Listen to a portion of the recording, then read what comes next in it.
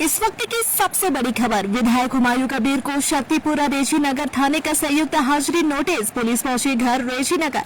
पश्चिम बंगाल की राजनीति से इस वक्त की सबसे बड़ी खबर सामने आ रही है। अपने विवादित और भड़काऊ बयानों के कारण हमेशा चर्चा में रहने वाले आम जनता विकास पार्टी के प्रमुख और नौदा के विधायक हुमायूं कबीर की मुश्किलें बेहद बढ़ गई है। बीजेपी कार्यकर्ताओं को मारकर रीढ़ की हड्डी तोड़ देने वाले बयान के बाद राज्य प्रशासन ने कड़ा रुख अपनाया है। शक्तिपुरा रेजी नगर थाने की पुलिस ने संयुक्त रूप से हुमायूं कबीर को हाजिरी यानी पेशी का नोटिस थमाया है। पुलिस खुद यह नोटिस लेकर उनके आवास पर पहुंची।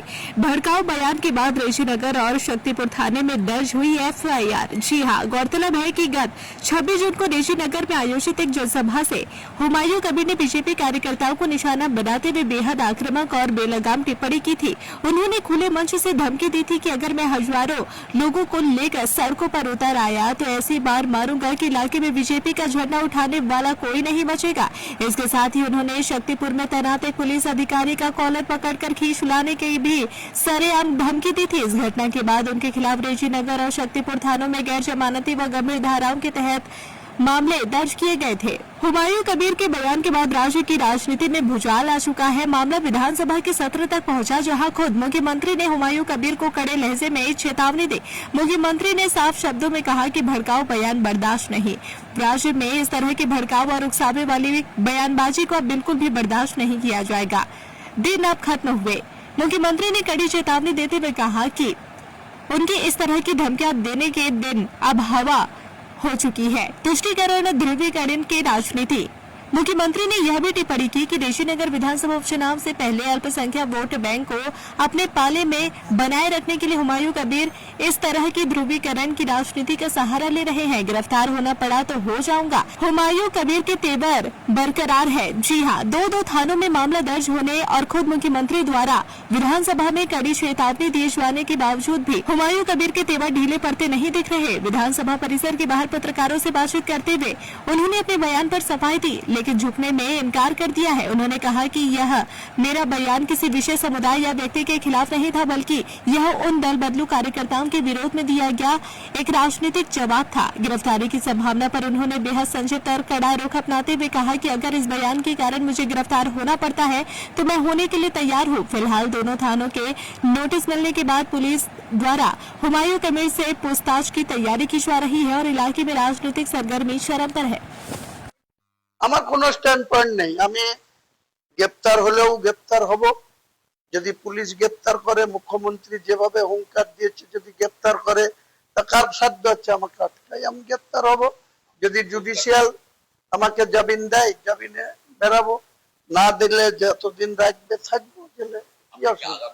সময় আসলেই দেখতে পাবেন আমাদের উপরে যেভাবে জুলুম করছে, যেভাবে যে তৃণমূলের বিরুদ্ধে এতদিন তার মূল বক্তব্য ছিল। মুর্শিদাবাদের ক্ষেত্রে সেই তৃণমূলের গুন্ডা, তৃণমূলের বিজেপির বিরুদ্ধে যাকে ভোট দিয়ে যে আবু তাহেরকে এমপি করেছিল, ইউসুফ পাঠানকে এমপি করেছিল মুর্শিদাবাদের মানুষ, খলিলুর রহমানকে এমপি করেছিল, তারা এনডিএর হাত শক্তিশালী করতে তারা নরেন্দ্র মোদীজির হাত ধরেছে। তাই তাদের মুখ্যমন্ত্রী তো আবার আমার কথা শুনবে? তাদের কথা শুনে আমরা তখনও তৃণমূলের রোশনলে পড়েছি, তৃণমূলের চোখরাঙানি সহ্য করেছে। আজকে শুভেন্দু অধিকারীর চোখরাঙানি সহ্য করতে হবে। এটাই আমাদের দুর্ভাগ্য বলেন, সৌভাগ্য বলেন, আমাদের যা অদৃষ্টে আছে সেটা হবে। ছেলেকে তো প্রার্থী আমি ডিক্লেয়ার করে দিয়েছি। উনি এখনো নন্দীগ্রামে কাকে দাঁড় করাবেন ওনার পার্টি এখনো ডিক্লেয়ার করেনি। রেজিনগরেও কাকে দাঁড় করাবেন এখনো ডিক্লেয়ার করেনি। অনেক নাম শুনেছি যে 27 জন অ্যাপ্লিকেশন করেছে রেজিনগর বিধানসভায় বিজেপির প্রার্থী হওয়ার জন্য। তার ভিতরে আগে পিছু আছে, দৌড়ে আছে, কাকে দেবে তারা জানে। আমি উনি হিন্দু হিন্দু করলে, উনি হিন্দুদের এমএলএ, আমি সনাতনীদের এমএলএ। শটান গিয়ে ওই কৃষ্ণনগরের মায়াপুরের ইস্কনে গিয়ে শটান শ্রীপুরে গরুকে পুজো করলে সেটা ধর্মনিরপেক্ষ হয়। আর হুমায়ুন কবিরের পার্টির 90% তো মুসলিম। তো সেই মুসলিমদের উপর আক্রমণ আসলে আমি মুসলিমদের নিয়ে ময়দানে নামবো বলেছি, এটা খুব সাম্প্রদায়িক কথা।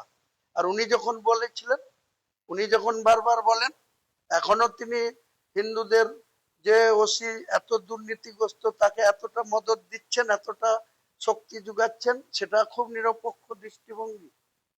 अगर आप अपने बिजनेस, शॉप, कंपनी या सर्विस को ज्यादा कस्टमर तक पहुंचाना चाहते हैं एडवर्टीजमेंट के जरिए, तो आप न्यूज टैग इंडिया और हालाते बंगाल से कांटेक्ट करें। फोन नंबर 9831060581 या फिर 8240148182 पर कॉल करें।